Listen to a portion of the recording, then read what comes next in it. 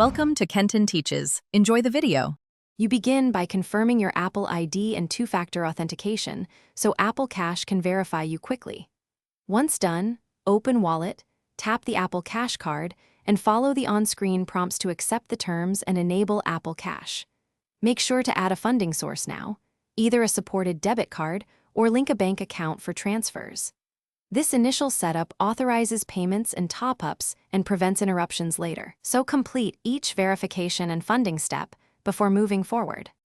Next, you'll practice sending and receiving money so you understand flow and limits. In Messages, tap the Apple Pay button, enter an amount, set Apple Cash as the source and hit Pay. To request money, use the same interface. Once you receive funds, check Wallet for the transaction history and pending items. You can spend your Apple Cash balance at contactless terminals or transfer to your bank. Make sure you know daily limits and whether instant transfers incur a fee. To finish, transfer any remaining Apple Cash to your bank or start using the balance for purchases. You can pick a standard transfer that takes 1 to 3 business days or an instant transfer for a small fee. Choose what suits you.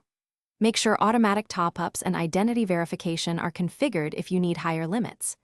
If something goes wrong, like a failed transfer, update iOS, recheck linked card details and verification status, and if unresolved, contact Apple. Thanks for watching. Please subscribe if this video was helpful.